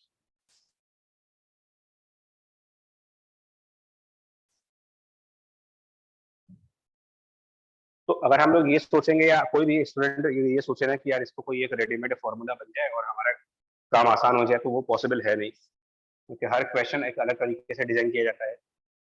आपको यही बात समझनी पड़ेगी कि वेलोसिटी कैलकुलेट करने के लिए मिरर, लेंस और सिंगल सरफेस तीनों ही केसेस में पहले उसका यूवी वाला रिलेशन लिखेंगे, उसमें v कैलकुलेट कर लेंगे, एंड देन उसके बाद उस रिलेशन को डिफरेंशिएट करेंगे। जो जो वेरिएबल्स होंगे उनको ध्यान में रखना आता है, अकॉर्डिंगली डिफरेंशिएट करिए, एंड डिफरेंशिएशन करने के बाद du by dt की जगह पर ऑब्जेक्ट वेलोसिटी रखा जाएगा और dv by dt की जगह पर इमेज की वेलोसिटी।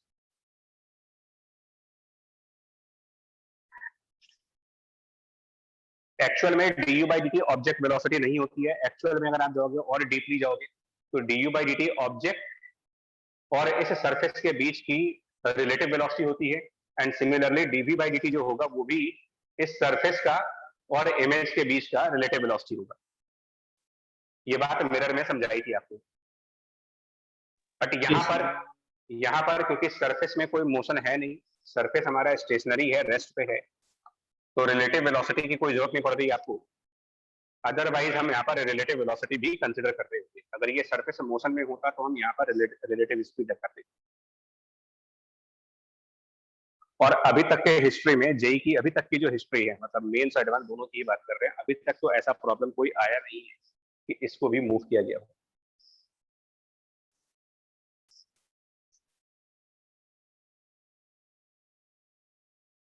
एंड होपफुली आगे भी नहीं आएगा। लेंस में आते हैं, मिरर्स में आते हैं, इस पर्टिकुलर केस में तो नहीं है।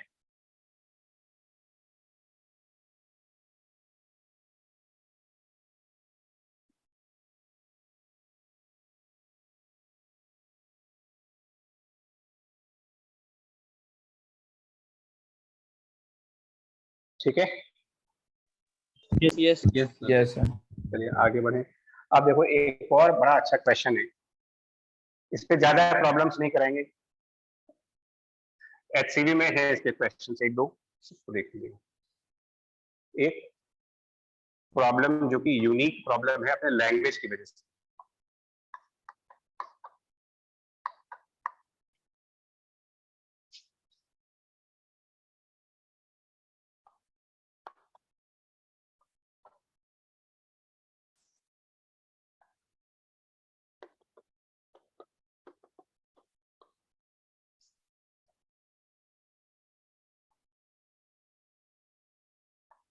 यहाँ पर 20 सेंटीमीटर के डिस्टेंस पर 20 सेंटीमीटर के डिस्टेंस पर यहाँ पर एक बहुत छोटा सा ऑब्जेक्ट, बहुत ही छोटा सा ऑब्जेक्ट यहाँ पर प्लेस किया गया है। A very small object, but that object is along the principal axis. छोटा सा एक ऑब्जेक्ट प्रिंसिपल एक्सिस के अलोंग रखा गया है। पॉइंट ऑब्जेक्ट नहीं है,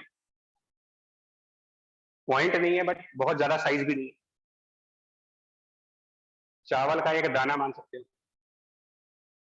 तो चावल का एक दाना अगर यहाँ रखोगे आप, तो चावल के दाने को पॉइंट तो नहीं कह सकते, कुछ तो उसकी लेंथ होती है। तो उतना छोटा सा ऑब्जेक्ट यहाँ पर रखा हुआ है, हमें इसकी मैग्निफिकेशन सॉल्व करनी है।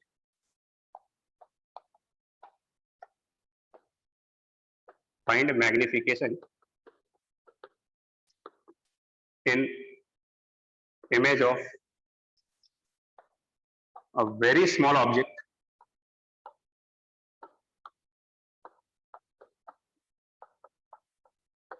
placed at O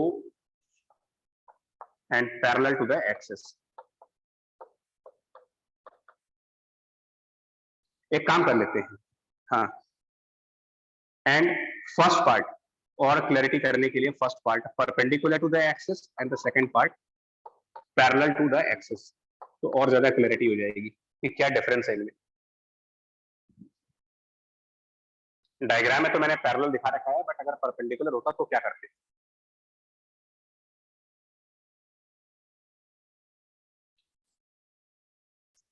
इसको भी टैग करना इंपॉर्टेंट है, मतलब इन फ्यूचर कभी रिवीजन करेंगे तो ये क्वेश्चन जरूर रिवाइज होना चाहिए।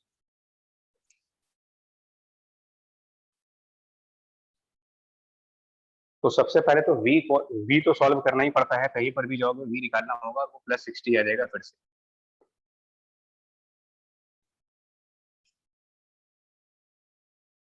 अगर ऑब्जेक्ट एक्सिस के परपेंडिकुलर है तो ये ट्रांसवर्स केस है या लॉन्गिट्यूडिनल केस है।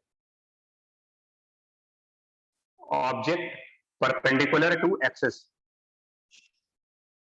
मिरर्स में भी ये बात डिस्कस हुई थी, यहां पर भी ये डिस्कशन हो चुका है कि जब ऑब्जेक्ट एक्सिस के परपेंडिकुलर रखोगे ट्रांसवर्स, अगर ऐसे ऑब्जेक्ट रखेंगे, आवाज आ रही है ना मेरी, Yes. Yes, sir. Yes. है ना? ऐसे इसको टी से याद रखा करो भाई, टी एक्सिस ऑब्जेक्ट परपेंडिकुलर हो रहे हैं, टी से याद रखिएगा। और परपेंडिकुलर मतलब ट्रांसवर्स।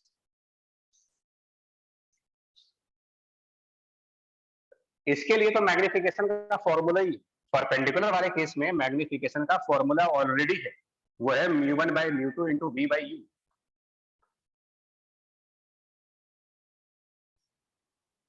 तो ये तो हम डायरेक्टली निकाल सकते हैं, μ1 1 करके, μ2 3 करके, v की वैल्यू 60 रख करके और u की वैल्यू -20 रख करके -1 आ जाएगा। इसमें कुछ नहीं करना होता है। हाँ, पैरेलल टू एक्सिस में ये वाला फॉर्मूला नहीं काम करेगा, ध्यान रखिए। अगर हम ये लिखना चाहेंगे कि ये मैग्निफिकेशन का फॉर्मूला है तो ये फॉर्मूला गलत हो जाएगा, यहाँ पर ये इनकरेक्ट है, रॉन्ग है। ऑब्जेक्ट एक्सिस के पैरेलल है, इस टाइम पर ये फॉर्मूला नहीं काम करता।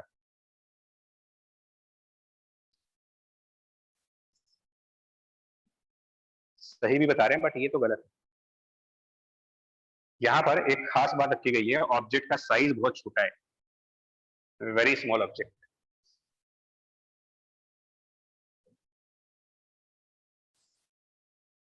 तो ये तो लॉजिकली भी आपको नहीं लगता है कि जब ऑब्जेक्ट बहुत छोटा होगा, फॉर एग्जांपल मान लो यहाँ चींटी बैठी, एक चींटी है, चींटी, तो अब ऐसा तो होगा नहीं कि चींटी की जो इमेज होगी वो हाथी बन जाएगी। इतना बड़ा मैग्निफिकेशन तो होता नहीं है किसी ऑप्टिकल डिवाइस के अंदर कि चींटी रखेंगे और वो हाथी दिखेगी मुझे। समझ रहे हैं कि नहीं? इसमें दिखेगा तो चींटी ही, छोटा थोड़ा सा बड़ा Yes, दिख sir. जाएगा, थोड़ा सा बड़ा दिख जाएगा, ऐसा थोड़ी है कि बिल्कुल मैग्नीफाई कर दोगे उसको। यानी कि वेरी स्मॉल ऑब्जेक्ट की इमेज भी वेरी स्मॉल होगी।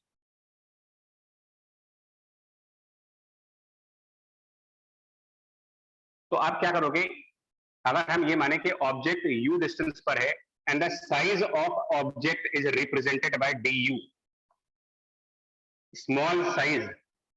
कैलकुलस यही तो कहता है, किसी वेरिएबल में अगर बहुत छोटा सा कोई चेंज करते हैं तो उसको dx मान लेते हैं, बड़ा चेंज करते हैं तो डेल्टा x मान लेते हैं, छोटा चेंज करते हैं तो dx मान लेते हैं। तो क्योंकि ऑब्जेक्ट बहुत छोटा है, तो अगर हम ये माने कि हमारा ऑब्जेक्ट u डिस्टेंस पर है और बहुत छोटी साइज का है, तो उस साइज को, साइज ऑफ ऑब्जेक्ट को du से रिप्रेजेंट कर सकते हैं।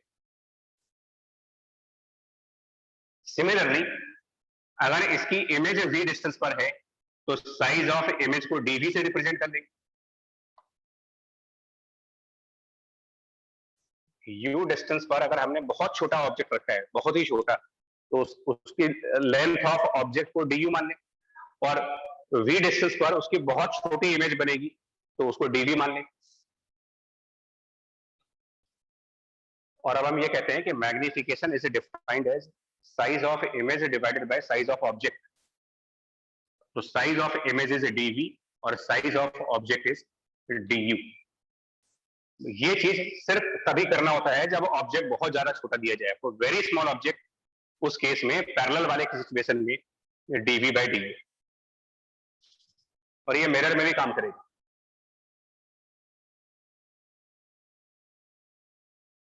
अब हम dv/du कैसे निकालेंगे? तो dv/du आपको उसी फॉर्मूले से निकालना होगा, μ2/v minus μ1/u equal to μ2 minus μ1/r वाले से। इसको डिफरेंशिएट करके निकालना होगा। डिफरेंशिएट करके ये बन जाता है minus μ2/v square into dv plus μ1/u square into du and equal to 0। यहां से dv/du आएगा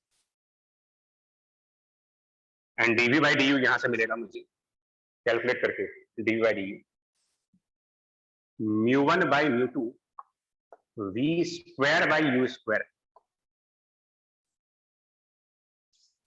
ध्यान देना, यहाँ सिर्फ v/u है, यहाँ v square by u square है। परपेंडिकुलर टू एक्सिस में ऑब्जेक्ट साइज के ऊपर कोई लिमिटेशन नहीं होती। ऑब्जेक्ट छोटा हो बड़ा हो, अगर वो परपेंडिकुलर टू एक्सिस रखा गया है तो यही फॉर्मूला काम करेगा in every conditions. Small size object के लिए भी यही है, लार्ज साइज ऑब्जेक्ट के लिए भी यही है, और मिड साइज ऑब्जेक्ट्स के लिए भी यही होगा परपेंडिकुलर वाले केस में।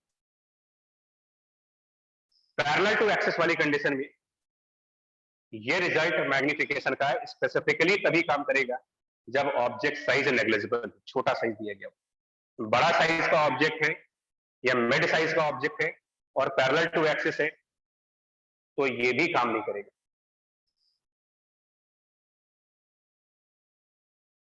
तो अब जो आंसर मेरा आएगा इस क्वेश्चन के हिसाब से, पर्टिकुलरली इस प्रॉब्लम के हिसाब से, μ1 बाय μ2 ये तो हो गया 1/3 और v बाय u यानी कि ये इसका स्क्वायर 3 का स्क्वायर 9 और कुल मिलाकर के 3 आ जाएगा।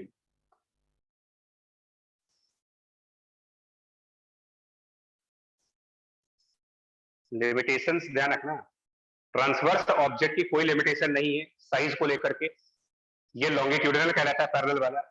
इसके लिए जो मैग्निफिकेशन का ये फॉर्मूला बन करके आया है μ1 by μ2 v square by u square, ये जनरलाइज नहीं कह सकते, स्पेसिफिकली स्मॉल साइज ऑब्जेक्ट के लिए है।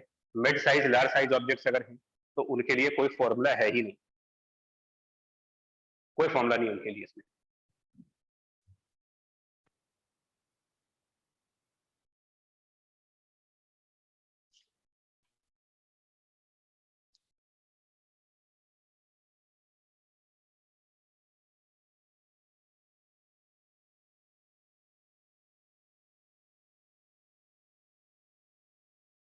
ठीक है, Yes, sir. Yes, sir. ठीक।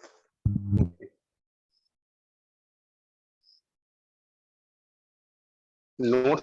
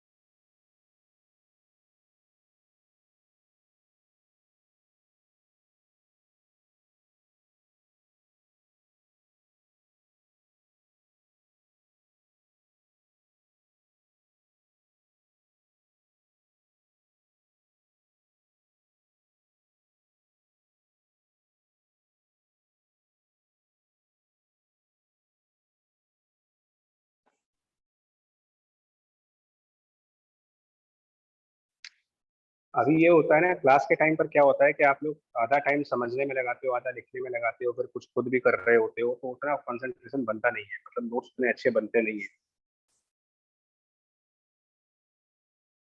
कुछ लिखा कुछ छूट जाता है, कुछ सुनाई नहीं पड़ता है, कुछ हमारे तरफ से नेट का प्रॉब्लम, कुछ आपकी तरफ से नेट का प्रॉब्लम, 50 चीजें होगी इस टाइम। तो इफेक्टिवनेस इसकी तभी आएगी, इन क्लासेस की इफेक्टिवनेस तभी हो सकती है जब इस टॉपिक को दोबारा अपने आप पढ़ा जाए, सेल्फ स्टडी की जाए, और जो इसके जो समराइजेशन है, मतलब जो छोटे छोटे पॉइंट्स जो क्लास में बताए गए उनको एक अलग नोट्स बना करके उसमें लिखे जाए। जैसे कभी टेस्ट अनाउंस हो जाए अगर, तो हमको पूरा रजिस्टर ना खोलना पड़े, हमें छोटा सा एक रजिस्टर रहे जिसको ओपन करके हम अपना देख सकते हैं, मतलब जरूरत पड़ने पर 1-2 घंटे में हम अपने ऑप्टिक्स रिवाइज कर लें, ऐसे कोई नोट्स होने चाहिए।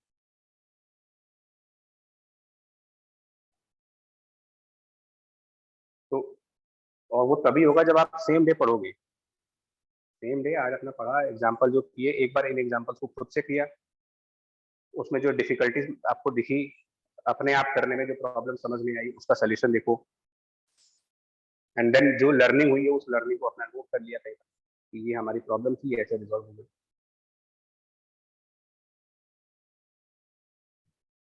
ठीक है सही, तो आज भी इतने रखें, अब 10 मिनट में क्या करेंगे,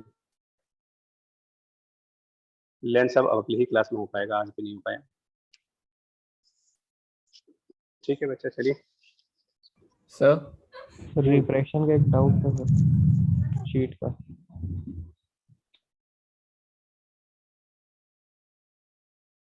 शीट तो है नहीं मेरे पास यार।